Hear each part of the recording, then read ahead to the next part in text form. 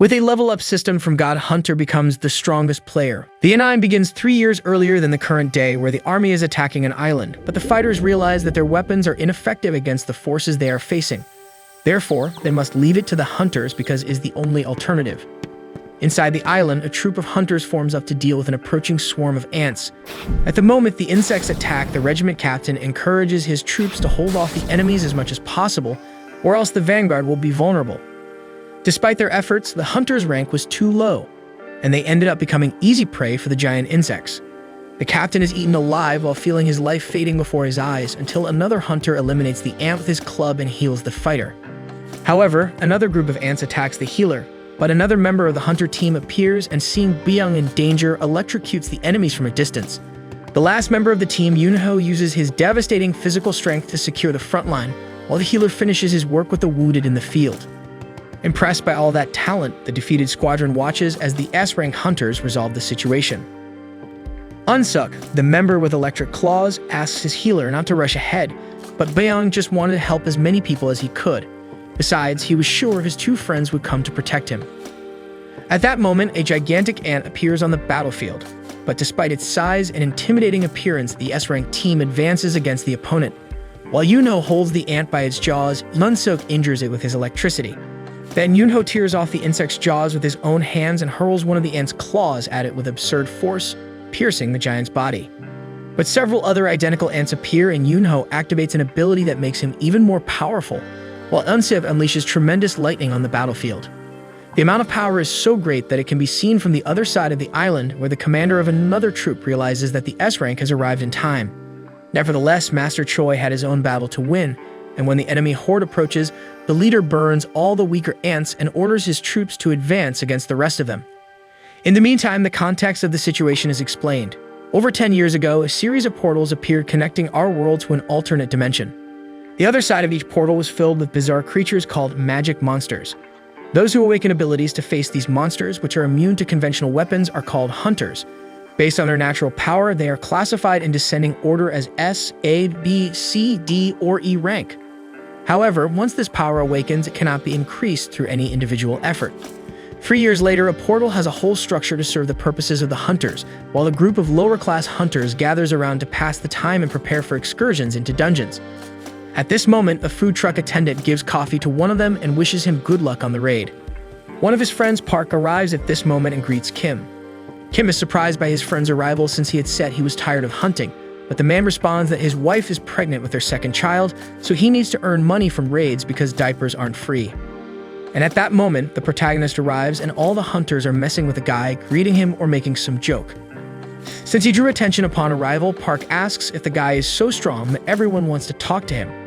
However, Kim claims it's the opposite. As the boy is known as the weakest hunter of humanity, people kind of adopted him as a mascot, so he is well known. Once he ended up in the hospital after participating in an E-rank mission. At least when he is called, everyone already knows that the raid will be easy. And as sun approaches, the two hunters try to lower their voices so the guy doesn't hear, but he had already heard everything, resigned to not being able to argue against facts. Right in front of him, his friend Jo-hee shows concern for Jin Woo-sung being hurt once again and insists on knowing the origin of the wound, even though the guy avoids talking about it. Then he comments on the case known among the hunters, the famous E-rank portal raid, where Jinwoo was the only one injured and went straight to the hospital. Since all the other hunters were of higher rank, no one saw the need to bring a healer, so it fell to the young man who ended up lagging behind. Betrayee argues that they were selfish and didn't think about the group's needs, but Jinwoo takes responsibility, saying it's his fault for being weak, and that he's already used to being treated that way. The raid is about to begin, and one of the hunters volunteers to be the group leader. Since everyone around recognizes that Song Cheol is the most skilled of all, there was no objection. Soon, the team enters the portal, and before Sung enters, Kim asks him to stay behind the rest of the group and be careful not to get hurt. Joey tries to motivate the boy and also enters, while he stays behind and observes his knife with almost no magical power, which was the only thing he managed to buy. Still, it's better than nothing, so Jin Woo-sung promises to do his best this time. Far away, the president of the Hunter Association, Go Gun-hee, talks to his assistant, reporting that the conversation with the government was the same as always. They accuse dungeon breaks of being a problem, but still want the resources that hunters collect from them. Go doesn't mind them wanting a piece of the pie, but he wishes there wasn't so much hypocrisy in it. After all, dungeons are the livelihood of hunters. They live off what they sell from these dungeons, and the most valuable example of this is the stones collected from defeated monsters, essence stones. And finally, Jinwoo achieved his first victory after putting in a lot of effort for it. Despite that, another creature emerged, attacking him. No matter how hard he tried to confront it, when attempting to thrust his knife into the enemy, his weapon was completely shattered. In return, the monster drove a sword into the boy's abdomen. Park arrived at that moment and eliminated the enemy, but he soon had to return to the front lines and Sung was bleeding heavily. So Juri took charge of healing her friend. While receiving treatment, Sung observed the fight of his companions. His vision grew blurrier as he wished he could be there in the battle. Returning to the president, he explained that the most expensive essence stones are collected from the strongest monsters. These stones can be transformed into powerful weapons and equipment to fight against other monsters. In addition to these stones, mana crystals serve the same purpose but are less potent. The assistant then asked if the government had another intention in using these items. Go explained that their intention was to use the materials as a source of energy, as it is a cheaper and more efficient form of energy than current ones, and it also pollutes the environment less.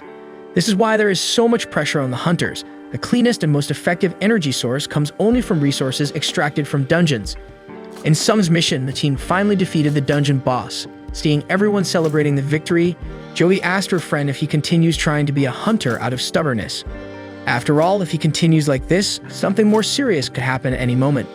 Today, for example, the injury was not just in the abdomen, but throughout the body.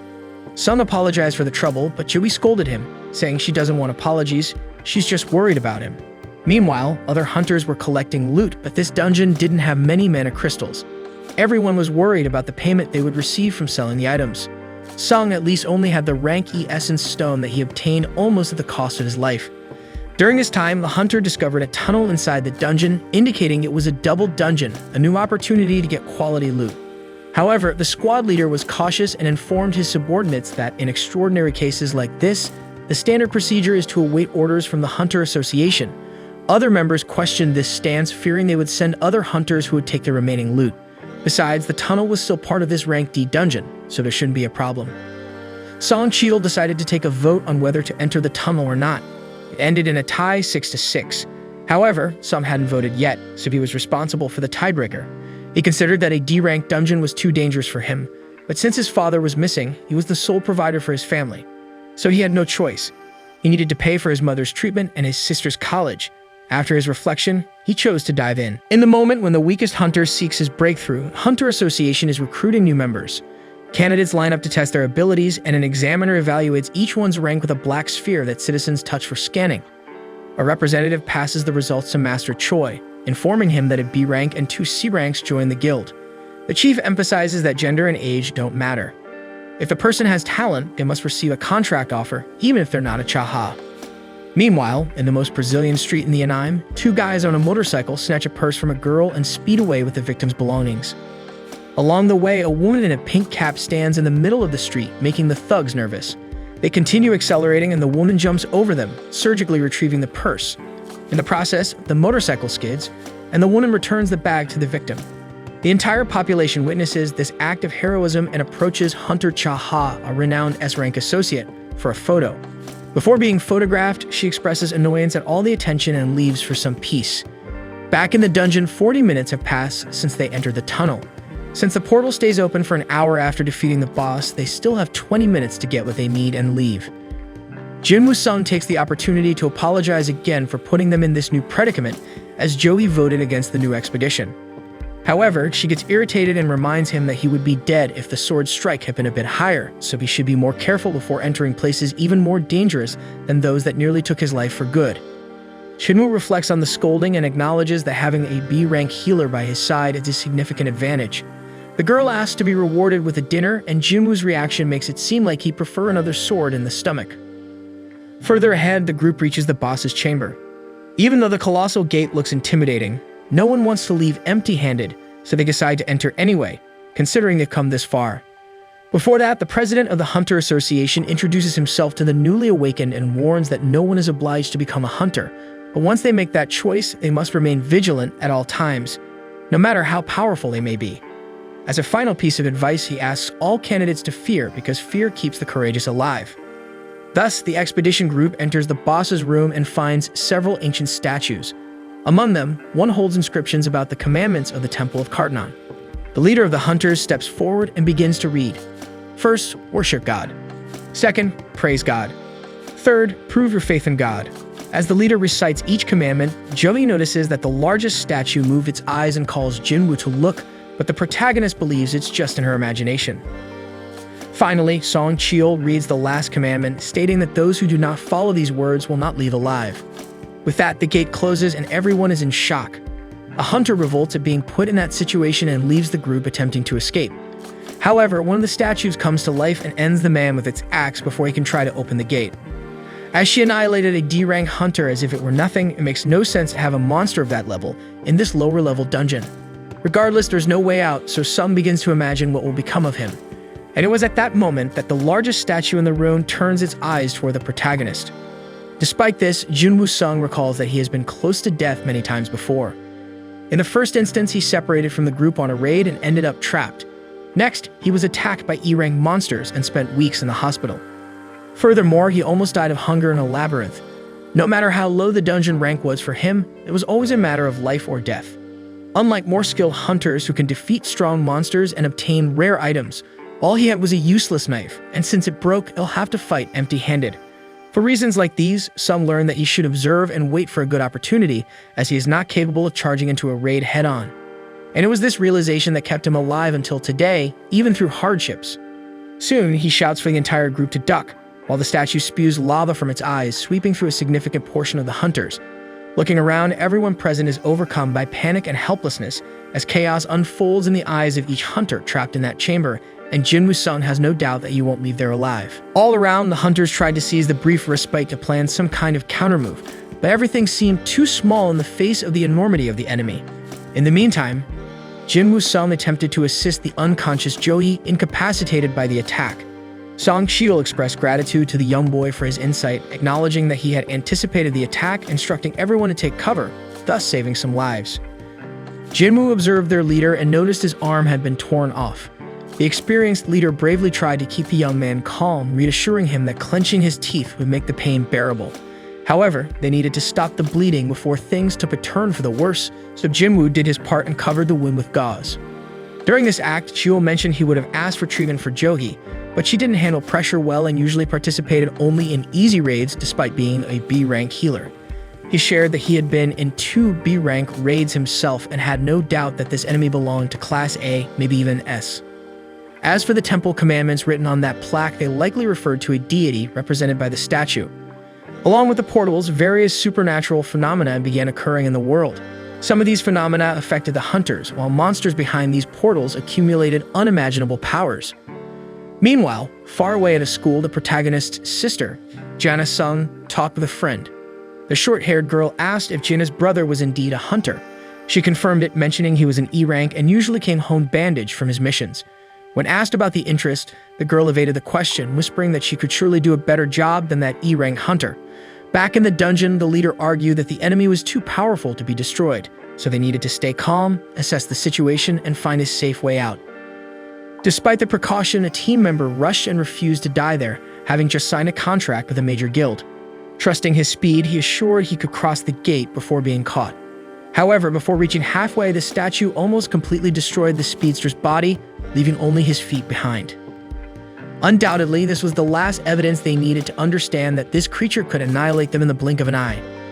The big question was why it hadn't eliminated them all yet, and perhaps the reason was a hint of an exit. Therefore, Jinwoo Sung used his wits and asked his leader to recall the first commandment of Kartnan, venerate God. Interpreting the phrase, Jinwoo Sung stood up in search of a solution. Despite Cheol's concern about the young man's unexpected reaction, something in his eyes indicated that he hadn't given up on life. Analyzing the commandment, the young man asked the rest of the group to bow before the statue, simulating the veneration that the god demanded. The hunters were confused and skeptical about the effectiveness of this measure, but with no better ideas at the moment, they all joined the plan. The veneration caused a movement in the statue, changing its face to a sinister expression. After a few tense seconds, the group began to question the next step. Park felt confident enough to stand up, believing the statue had stopped attacking. Following suit, the others stood up, but the tension was far from over because the giant statue then rose from its throne with that sinister expression and began to chase the guild. Although Song Cheol was the leader, the group pressured Jin Woo-sung to come up with the next step. Obviously, the answer would be in the second commandment, but the intense pressure on the young man prevented him from finding a way out. That's from a scholar of ethnology, the in-depth study of societies and their culture took responsibility. This reading reminded the hunter of some exaltations to the gods. Applying his knowledge to the statue, he knelt down and offered a kind of prayer. While the ethnologist prayed, the statue lifted its foot higher and higher until it stepped on him as if he were an insect. This triggered chaos and everyone began to run in pure desperation. Panic robbed a hunter of her reaction, and she too was mercilessly trampled. As he ran, Park remembered his family waiting at home with his second child about to be born. He tried to find a safer spot, but turning his back to another statue, it used its sword to cut Park in half. Meanwhile, Jinwoo was thinking of any possible clue to praise the cursed demon. So he observed his surroundings again and seeing the statues around him, noted that the first one held a spear, the second an axe, the next a hammer, followed by a sword, and then a trumpet. Intuitively, he predicted that the statues with musical instruments were peaceful. He instructed each member to run to one. But as he reached a statue with a drum, the instrument's music didn't play. Supposing that it would only work if only one person stayed with each statue, he left Jody in safety and moved on to the next. As the only target in the field, the god went after Sung, who sprinted to the last alternative. At the moment he would be crushed, he managed to jump and reach the statue he wanted. However, it was dark and he didn't see that the statue actually held a shield, not a musical instrument. It raised the weapon and struck the young hunter. Despite the brutal force of the impact, Jin Woo-sung survived and crawled towards the last instrument. Severely injured, he reached his destination just as the god stepped near his body. Nevertheless, the statue released its angelic voice, and with the praise of all the instruments playing together, the demon god sat back down. Joey chases after his friend, who is severely weakened. As if that's not enough, the statue's final stomp ends up taking the hunter's right leg. Jovi rushes to stop the bleeding, while she herself begins to bleed from all the openings on her face due to the difficulty of the wound. After the definitive end of the conflict, guild members exchange glances and assess the losses. Soon, they seek to find someone to blame for the tragedy that followed the vote to enter the tunnel. After all fingers are pointed, Song Cheol takes responsibility since he is the leader and in charge of the final word. Despite the heated discussion, the god raises his hand and the ground trembles, making the group think it's an earthquake. However, Jinwoo explains to the group that the statue was raising an altar in the center of the hall. As in many myths and cultures, gods demand sacrifices and offerings in their name. Following the third commandment, the next step is to prove your faith in God. In these moments, men need to distinguish themselves from boys, and Kim takes the first move, pointing his sword at Cheol, as he should bear the dishonor of failing in his leadership. Other members try to stop the action, but the leader himself surrenders to the sacrifice and goes to the altar. Their flames ignite around the ritual, but as nothing else happens, Jin Woo-sung asks for help to examine the altar closely. He spends some seconds trying to discern the next step, but with little success. Finally, he considers the possibility of someone coming to rescue them if they continue to wait. However, as the portal has been open for 7 days, the group fears that the statues may start moving again at any moment. After all, it takes a week for the portal to open completely. This process is called a dungeon break, and when it happens, monsters can cross over. In their case, if they fail, the demon god can enter the real world. Unaware of the ongoing events, Jina Sung visits her mother, undergoing painful treatment. Even with her unconscious, Jina updates her on recent matters, discusses her friends, and talks about the national exam results. Then, Jin Woo-sung calls the other members into the altar's circle, anticipating that they will need one person for each flame. Once done, blue fire surrounds the circle and the gate opens. However, the statues in the hall emit a strange glow and move toward the center, leaving the group uncertain about the next move. At this point, Jinwoo discovers that the statues stop moving when you keep your eyes on them. Therefore, everyone must keep their eyes on the enemies until they figure out an escape. However, one hunter panics and decides to run for her life, leaving everything behind. As she crosses the altar line, one of the flames extinguishes and the gate closes a bit. This opens the group's eyes to the intention of the third commandment, to test faith in God with an extreme situation like this. Regardless, this assumption doesn't confirm if they are facing a trap or not. Next, another member tries his luck and crosses the gate, repeating the process of extinguishing another flame and closing the gate a bit more. As he was the last support for the legless comrade, the protagonist falls to the ground. After this escape, Jin Woo-sung tells everyone not to leave because if they do, they will have a blind spot and won't be able to prevent the arrival of enemies. He assumes that the blue flames mark the time, so they can leave once they go out. Kim praises the boy's intelligence, especially since he has been labeled as useless since joining the association. However, Kim has a family waiting for him, so he doesn't want to die now. Therefore, Kim apologizes and flees the chamber. The three survivors now have a blind spot since they don't have enough eyes to cover all statue surroundings.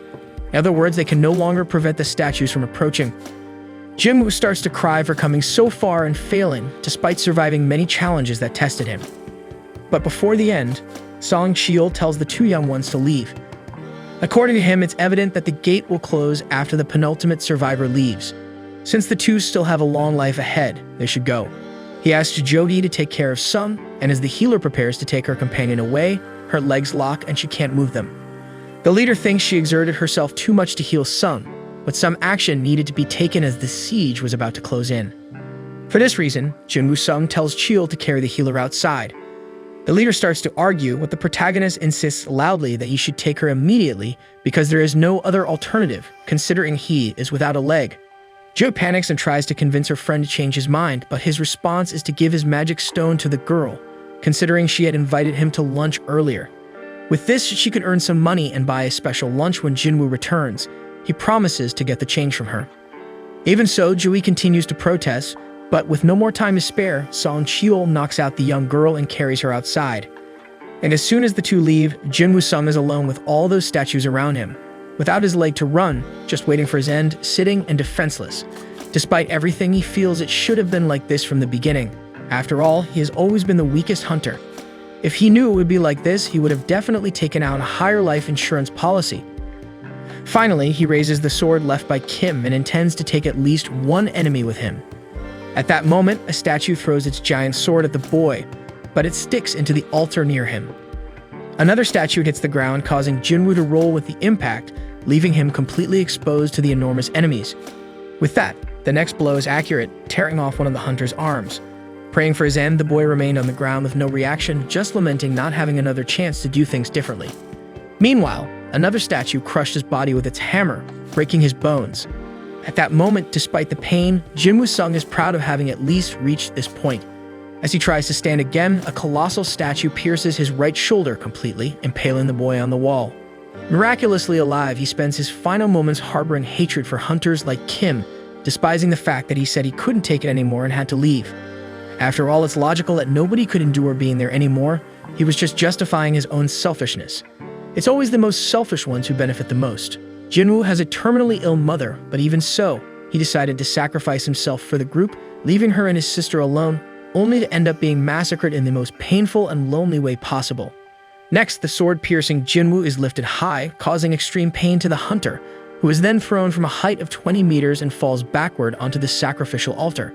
His blood flows rapidly from his body as he cries and changes his mind. Now he feels that he doesn't want to die anymore, but it's too late. One of the statues then delivers the coup de grace to the protagonist, extinguishing the last blue flame. Following this, a screen opens with a notification about a secret mission called Courage of the Weak.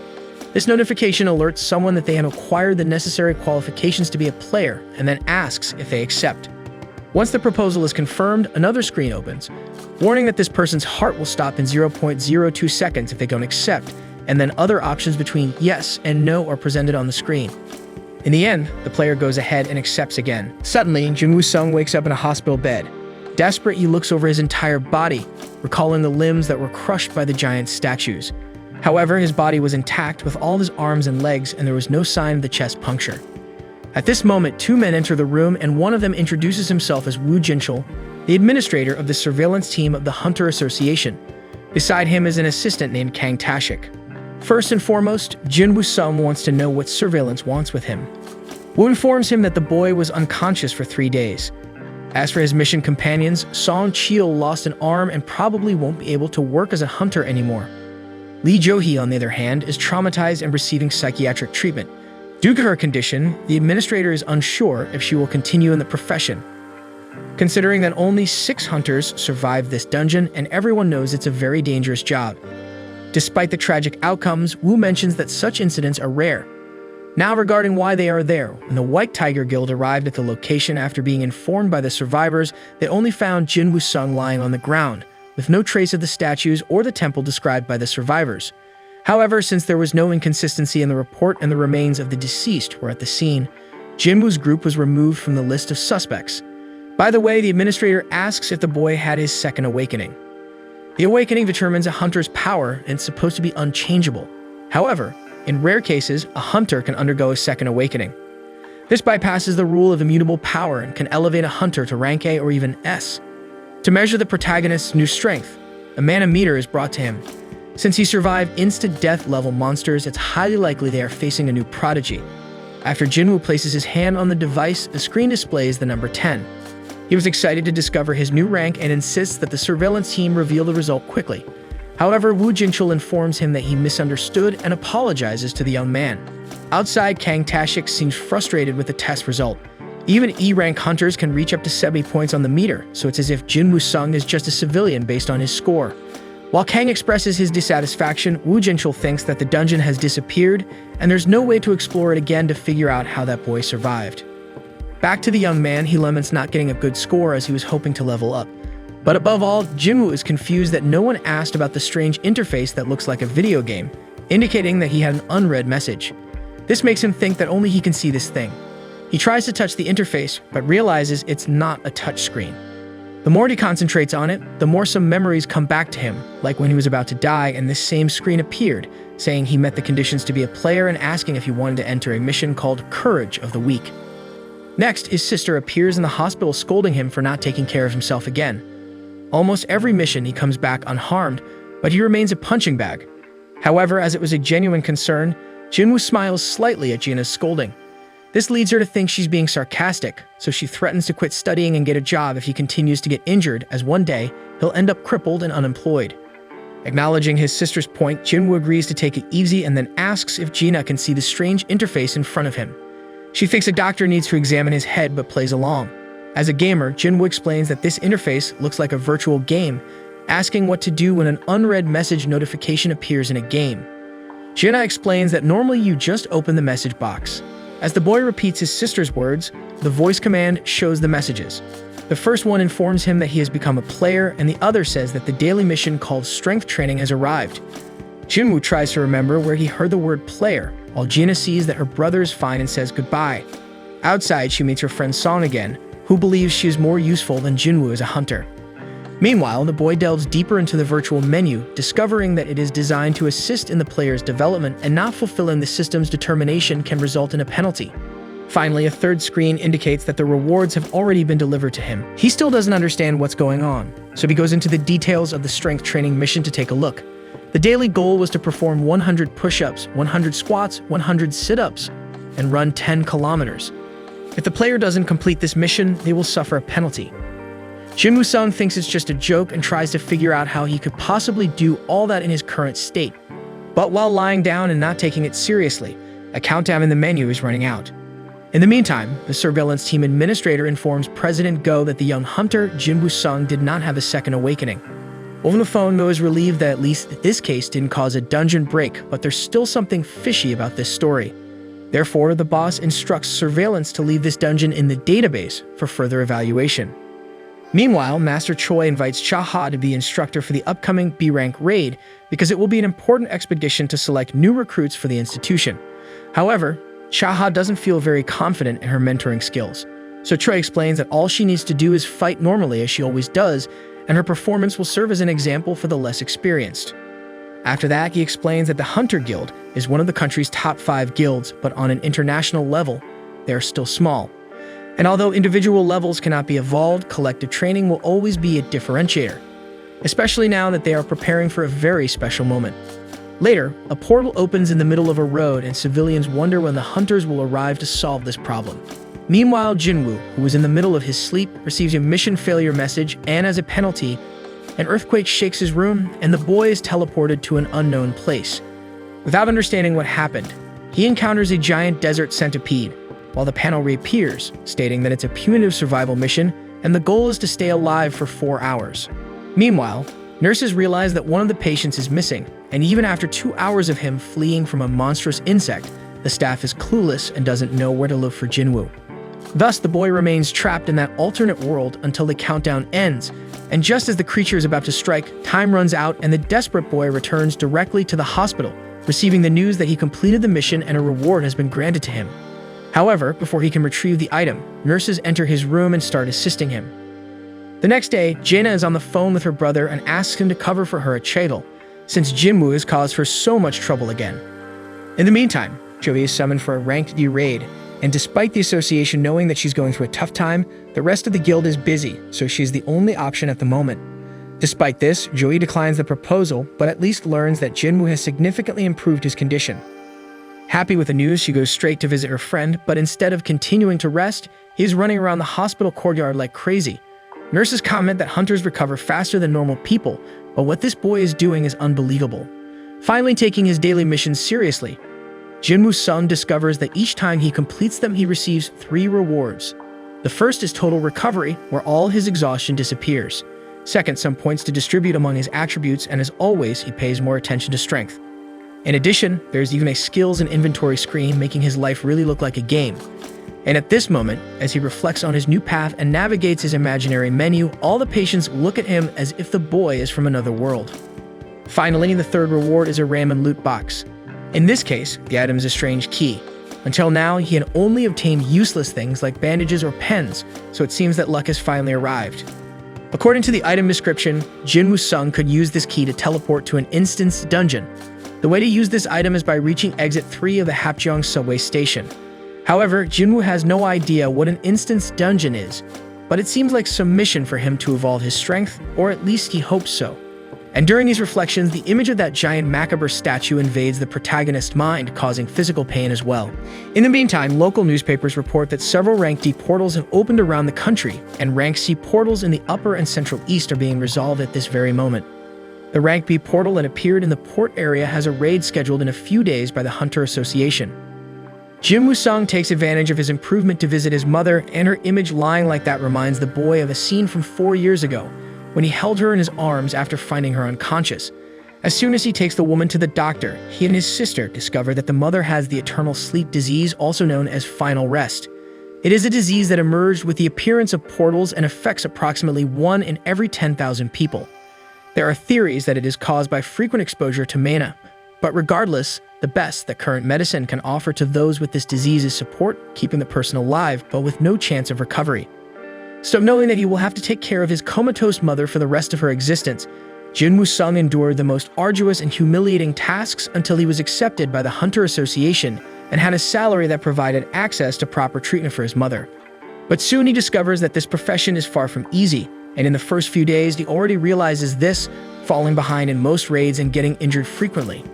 In one of these expeditions, Jinwoo is kicked out of the group for not being able to help, and when the rest of the team makes it clear that even though they ordered him to leave, he won't receive payment since he didn't contribute.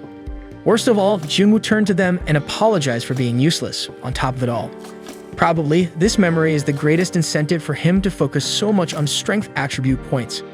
Next, he embarks on his first solo mission, and upon reaching exit 3 of the Hapjeong subway station, he opens a lock that formed in front of him, and a portal opens. Upon crossing, he receives a message notifying him that he has entered the instance dungeon. The entrance behind him closes, but people around him continue to cross as if nothing is happening. With this, Jinwoo realizes that instance dungeons place him in a different dimension, just like red portals. Then he receives another message saying that he cannot leave until he kills the boss or uses a teleportation stone. Thus, he descends the stairs and comes face to face with 3 goblins. Images of him being gravely wounded by a creature of this race come back to him instantly, but this time he has no choice. No one there can help, and there is no easy way out of this dungeon. For this reason, he faces the enemies head-on, defending against their attacks until finding an opening for an offensive move, and on the first try, he slashes through a monster with his sword. Then he pierces the second goblin and also eliminates the last one. Thus, even though he is exhausted, he notices that he is indeed stronger. But now he really has to put it to the test as a lichen with a metal jaw enters the fray and destroys his knife. Jinwoo Sung's legs start to tremble, and sensing the fear, the lichen attacks again, slashing a cut on the hunter's face. After that, the wolf turns back to the target and advances again, each time closer to victory. To avoid the worst, Jinwoo manages to jump to avoid being hit by the pounce. After somersaulting in the air during the evasion, he realizes how light his body has become. Nevertheless, the lichen doesn't give up and prepares to attack again. Jinwoo, tired of taking beatings without retaliating, responds to the lichen's charge with a punch. The impact is so strong that it finally makes the protagonist feel the difference after investing so many points in his attributes. However, even this increase in strength is not enough to defeat the enemy in hand-to-hand combat. Moreover, Jinwoo has no group to cooperate in this fight, so it's just him against the opponent. Furthermore, Jinwoo only has food and water in his backpack, lamenting the fact that he has no magical weapon to defend himself. But at that moment, he recalls his last dungeon raid and pulls out his magical sword from the inventory, countering the Lycan and leveling up.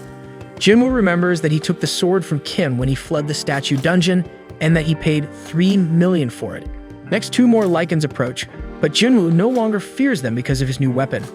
The problem is that it got stuck in the ground with the last blow, causing the protagonist to panic. The Lycans take advantage to attack, but Jinwoo manages to pull the sword from the ground and strike. One opponent uses its steel fangs to hold the sword, but Jinwoo kicks the monster and then manages to make the cut with his weapon, destroying another enemy. Despite the difficulty, Jinwoo recalls the giant statues that tore him apart without mercy, and at least finds comfort in not facing a challenge of that magnitude.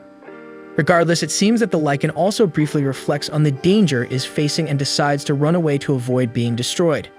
So Jinwoo has some time to sit, and analyzing his inventory realizes that he has leveled up and his wounds have been healed.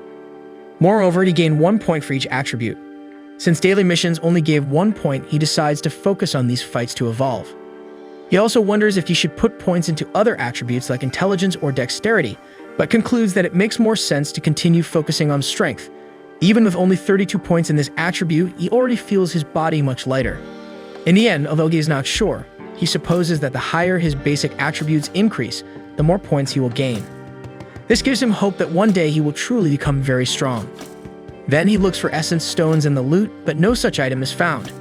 At least he discovers that there is a shop in the inventory, although newcomers cannot buy items. So he sells a Lycan Fang he found in the spoils and gets 20 gold coins.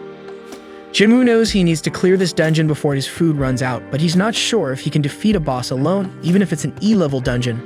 He could find the teleportation stone, but he has no idea where to look. Therefore, the best idea is to level up in this dungeon until he can face the boss. To continue on a positive note, dozens of Lycans approach the boy and attack him, but even in the face of so many enemies, he feels no fear because he has already witnessed his own death once. Therefore, he engages in combat and manages to get rid of some creatures. He knows that even though it is not easy to defeat him, it is also not simple to deal with so many Lycans in a group, so it is always valid to be cautious. At this moment, he remembers when he struggled in normal jobs until he received the news that he qualified to be a hunter. He hoped to pay for his mother's treatment, but then remembered the moment when he was killed by the giant statues. With these memories in mind, Jinwoo promises to fight with intensity and advances against the opponents. He kills so many Lycans that, in addition to leveling up several times, he earns the title of Wolf Slayer. Meanwhile, some city pedestrians notice that a tunnel is becoming dangerous and wonder when the Hunter Association will do something about it, as there is a real risk of a dungeon break. Back at the station, Jinwoo sees that his sword is cracking from excessive use, so he wonders if it's time to leave. Meanwhile, his manga explains that players who achieve the title of Wolf Slayer have a 40% bonus in all attributes against animals. In addition, he sees that he has obtained 34 wolf fangs, 2 worn daggers, and a traveler's cape. But last and most important, he notices that he has obtained the teleportation stone. The acquisition of this item rekindles the doubt of whether to leave or not, but Jinwoo is afraid of not having another opportunity to gain XP so quickly again. According to Jinwoo Sung himself, he feels like dancing in the palm of Buddha's hand, considering everything he is experiencing without having any idea of how he got there. Meanwhile, Joey receives another call from the Hunter Association, being informed that the portal she was invited to defend has fallen victim to a dungeon break. She feels guilty for having refused the call, and remembering Jinwoo's determination even in the difficult situation he was going through, decides to help once and for all. The association was lacking healers in this battle, and the city was in great danger. Jinwoo continues to evolve non-stop until these hours of experience make him realize that enemies with white names are weaker than him, while orange ones are at his level and red ones are more powerful. He has leveled up so much that even the Lycans now have white names instead of the red ones they had when he first arrived. However, even though he has evolved so much, Jinwoo feels that he cannot defeat the boss down the staircase. Perhaps due to his increased perception, the feeling that he has no chance becomes more vivid. However, even though this monster gives him chills, he has reached level 15 and probably won't be able to level up in that dungeon. Moreover, the sword is becoming increasingly cracked, so it would be better for him to stop using it recklessly and go straight to where it really matters. Therefore, he descends the long staircase of the station until he reaches the lowest floor, and as soon as he steps there, a giant fast creature crosses underwater to throw Jinwoo against the wall and break his sword. The boy rises and sees that he's in front of the Swamp King, the blue Kasaka of poisonous fangs. Even though Jinwoo has evolved a lot, the boss's name is still Orange, and just by looking at the creature, he realizes that he won't be able to pierce those scales with just a sword. Therefore, the strategy is to endure the heavy attacks from the snake until he discovers a weak point. The problem is that, until that moment arrives, he needs to survive, and the way things are going in this battle, he might not be able to do that. After several powerful attacks in a row, the giant snake throws an entire train carriage at the protagonist, and this display of power makes him feel small, even after putting so many points into strength. Ultimately, he wonders how many points he'll have to invest in this attribute to stop being seen as a joke. Speaking of which, he remembers when he was called the weakest hunter in humanity. In an old memory, a man encourages Jinwoo not to care about that nickname and to focus on proving to everyone that he is not what they say he is. Throughout his life, he has been ridiculed, and it made him feel ashamed of himself. When you are strong, you can handle challenges, help others, and be respected by those around you.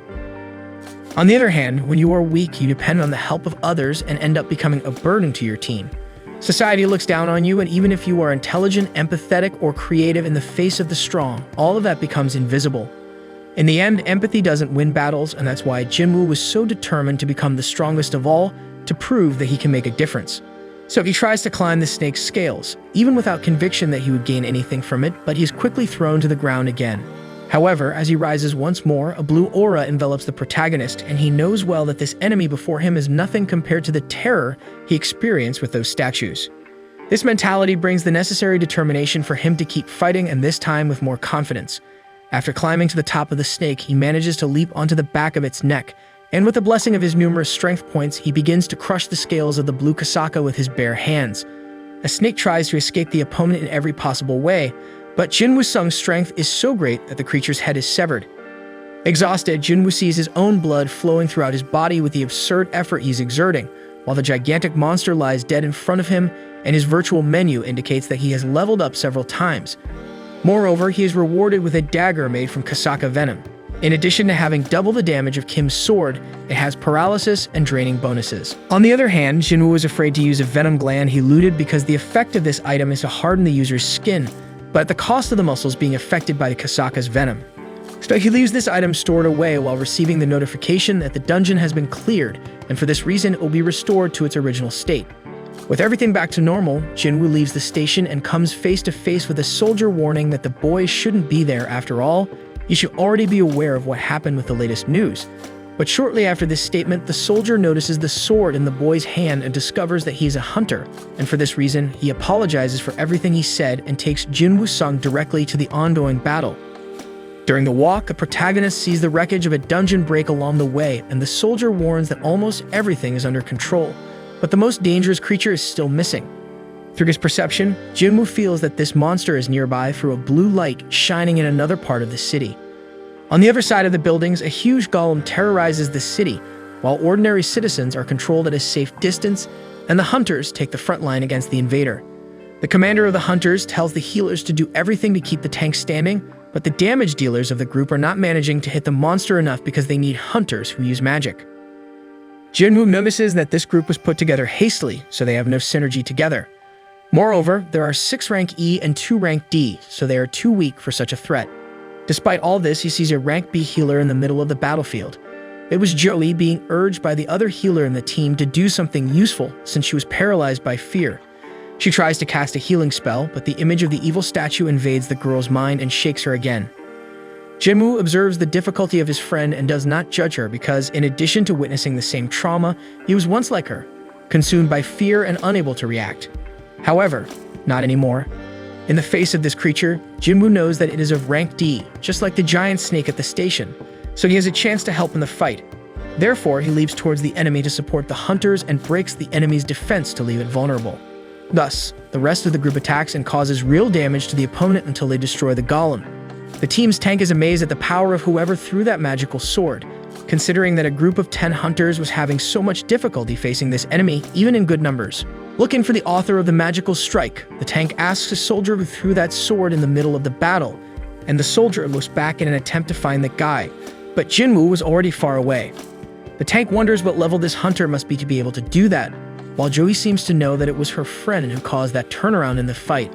As for Jinwoo Sung himself, he seems much more mature and aware of his ability, But he didn't even imagine that that single blow could cause all of that, so he believes that the golem was already quite weakened by the time he arrived. The next day, Jinwoo is hitting the gym hard, while some nurses comment on how handsome this patient is in addition to having an incredible body.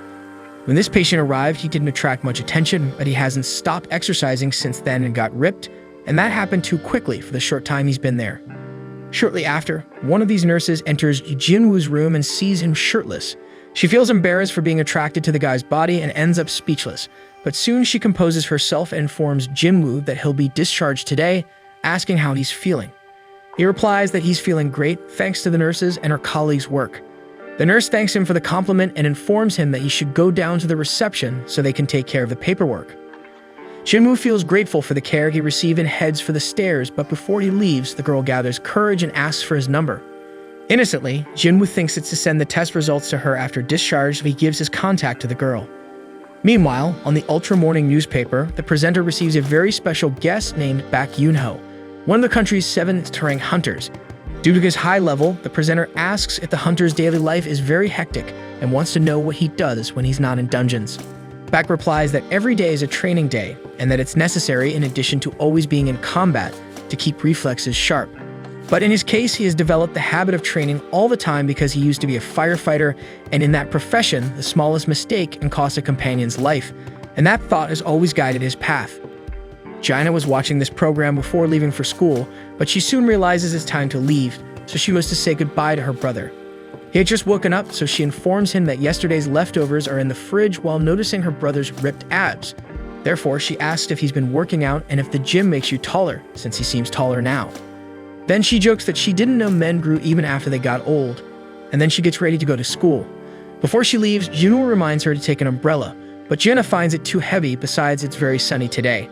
However, Jinwoo is devoted to the popular saying that prevention is better than cure, and stuffs the umbrella into his sister's backpack. With Jaina's departure, Jinwoo opens his training menu and sees that he has already completed all the day's tasks, except for the 10-kilometer run, which he left for later. As for the muscles he developed, he wonders if they are the result of the strength stats he has focused on more, or if he'll end up looking like a bodybuilder if he keeps working out. And speaking of that, he hasn't used the points he gained from the last level. Reflecting on where to allocate them, he concludes that strength is the most important to him, but that absurd damage is useless if he doesn't hit the blow. Therefore, it seems like a good idea to invest in agility. Vitality is good to have, and perception has been very useful, but he's not sure about intelligence. It seems to be related to magic, so he's not sure if he needs it. Anyway, he decides to level up strength, agility, and perception. Right at that moment, the owner of the house he rents calls to collect this month's rent, as Jinwoo hasn't paid yet, and the tenant promises to pay as soon as possible. After ending the call, the protagonist looks at the screen of his cell phone and wonders if this experience he's going through is some kind of second awakening, but now that he can easily kill goblins, maybe paying the rent shouldn't be a much harder challenge. Instead, he prefers 1,000 times to face a battalion of goblins. And maybe that's the solution to paying the rent, so Jinwoo enters a hunter's app, where they act in raid services in exchange for money. Jinwoo is looking for a higher level challenge to score some good money, but he imagines that nobody will accept a rank E in this type of difficulty. For this reason, maybe it would be better for him to ask for a revaluation and who knows, rise in rank to have more chance of getting higher paying jobs. However, Jinwoo remembers that he underwent a red awakening, and that this is extremely rare to happen, and the fact that he is a hunter who can level up would attract all the world's attention, and the press would throw all the world's expectations on his back. Because, as they say, the nail that sticks out gets hammered. So he decides to take a break until he learns to defend himself better and understand his abilities. And in the meantime, a notification arrives on his cell phone. Hours later, Jinwoo had just completed his daily run and went to collect his reward, which besides full energy recovery and plus 3 attribute points, gave him a random loot box. Then, a group of hunters approaches and their leader, Hwang Dong-suk, is the first to greet Jinwoo. A guy who was right behind recognizes Jinwoo, remembering him as the weakest hunter in humanity. The other members of the group start laughing, but Dong-suk tells them to stop clowning around and apologizes to the newbie for the comments. Despite this, the boy doesn't seem as psyched as he used to be in the past and soon asks the team leader about the next steps. Dong-suk informs him that they're going to a C-rank dungeon and they need at least 8 people to enter, and at least half of those 8 need to be rank C. Since Jinwoo won't fight, he won't be entitled to a share of the loot that they will pay 2 million for participation. As the man spoke, Jinwoo analyzed that the group has 4 C-rank members and 2 D-rank members. So he agrees to the terms and asks what his role is in this raid, and the boss replies that he'll carry everyone's luggage such as food, clothes, and equipment in addition to a first aid kit. Jinwoo asks if they intend to go without a healer, and the leader recalls how difficult it is for independent groups to find healers, but as they've always done without a healer, they have experience with it. Jinwoo understands the reason, but thinks it's crazy to enter a dungeon with practically only tanks. Then Hwang passes the pen for the young man to sign the contract, and he reads that one of the conditions is that the group is not responsible for anything that happens inside the dungeon. Still, he signs and hands over the document. Soon after, the last member to meet the quota arrives on the team, a 21-year-old D-rank hunter named Yoo Jin-ho. Despite his low level, the guy sported one of the most powerful and shiny armors, and right off the bat, everyone figures he must be a rich kid. Yoo Jin-ho assures he'll protect the protagonist, and they all set off for the mission. During the hike, Yoo asks Jinwoo if he's okay since those backpacks seem heavy, and Jinwoo thanks him for the concern but says he's fine. Later, the 21-year-old starts recounting the story of the former company president they were passing by who fled abroad 2 months ago, taking away 900 billion embezzled. Seeing Jinwoo's disinterest, Yoo apologizes for not being aware of when he's bothering others. Arriving at the portal, the team notices it's too big to be a C rank, but Hwang confirms that the association checked twice.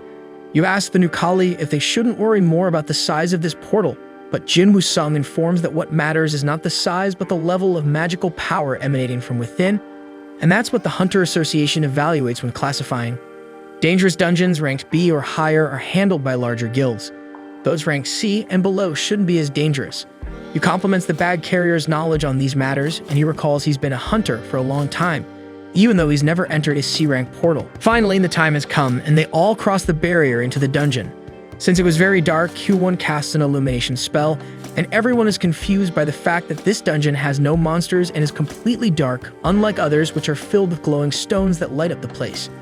These cave characteristics remind Jinwoo of the Kartanon Temple, where all that tragedy happened. At this moment, the colleague in shiny armor asks him what those glowing stones are, and he explains they're rocks that emit a faint light, quite common in cave-type dungeons. With this new information, Yoo recites all the stones he learned about, including the Essence Stone obtained from magical monsters, the Mana Stone, which can be mined from dungeons, and this glowing stone, which illuminates caves. Yoo finds it easy to confuse them all, but the bag carrier promises he'll get used to it. As the group reaches a part divided into 3 paths, Yoo gets tense and thinks there's nothing in this place, so he asks Jinwoo if there are dungeons without monsters, but the protagonist tells him to be quiet because his perception indicates that a strange sound is coming from somewhere. Therefore, magical monsters are around there somewhere, just haven't shown themselves yet. With the discovery, the team prepares for any imminent threat, while Jinwoo wonders what kind of creature hides in the shadows and is attracted by light, and soon concludes they're insect-type monsters. At this moment, sounds coming from all sides seem louder and more intense, and the whole team seems like they're going to panic because they can't see any enemies. They look to all the tunnels for any sign until a bunch of giant ants emerges from above. Apart from Q1, the archers try to prevent the enemies from getting close, but soon they manage to reach the ground. Therefore, Dong-suk uses a provocation skill to attract all opponents to him. And with this protection, Q1 has time to cast a powerful spell that eliminates several enemies at once, giving the rest a chance to advance toward victory. Watching the fight, Jinwoo recognizes that this team is very well coordinated, and indeed, they must have been fighting together for a long time. And as for Yoo Jin-ho, it seems like the equipment makes up for the lack of skill. But even though they're doing well, something doesn't seem right in this story. Soon the battle is won, and the members divide all the essence stones among themselves. Dong-suk thanks the bag carrier's perception for anticipating the trap, and Jinwoo replies that it's just part of his instinct. However, Q1 notices that many ants weren't killed by sword or magic strikes, so the group thinks there might be a stronger creature in that place doing so. Meanwhile, he tries to brag about the ant he killed, and Jinwoo asks where he got that expensive equipment from. So the boy replies that his father wanted to give him something nice for his first raid. Therefore, Jinwoo asks the young man to be very careful. Outside the dungeon, the master of a guild, Bak Yoon-ho, is smashing a huge stone in one blow during training. Then he states that wasn't even the warm-up and orders someone to clean up the debris. Back in the cave, Jinwoo is commenting to the new colleague that making money without fighting is a good deal, but deep down, the protagonist feels it's almost too good to be true since he still has a nagging feeling. And as they walked, everyone observes various insects injured along the way. As they light up the route, they notice the entrance to the boss chamber and continue the journey. Further into the cave, they discover tons of mana crystals. Therefore, One of the members comments to Dong-suk that even his brother would be envious, and Kyuwon tells the boy not to mention the leader's brother's name. In the meantime, the leader was thinking about how even his youngest is sometimes right, and he's going to use these resources to develop his attack team and not be subservient to him anymore. Meanwhile, you had read Jinwoo's contract and is going to contest a clause with the contractor saying that Jinwoo wouldn't receive a share of the battle drops. But since the mana crystals are mined, the division should be by 8. Dong-suk smiles and confirms they'll do that, but first they need to deal with that giant spider up there. And since the portal closes once the dungeon boss is destroyed, everyone needs to mine as many crystals as possible before facing the arachnid, taking advantage that it's asleep. Then he asks a member about the excavation equipment, but he replies he didn't expect to find so many minerals, so he left the tools in the car. Therefore, Dong-suk decides to go back to get everything, and tells Yu and Jinwoo to stay there in the meantime since the spider is full and shouldn't wake up. Despite Yu's outrage, they leave, and at that moment, Jinwoo remembers the group's claim that they always tackle rank C dungeons without a healer, so he wonders why they didn't have any known hunters to call instead of him and Yu. During his reflection, Dong-suk instructs Kyuwon to seal the boss chamber, dropping debris at the entrance to prevent the Du's escape.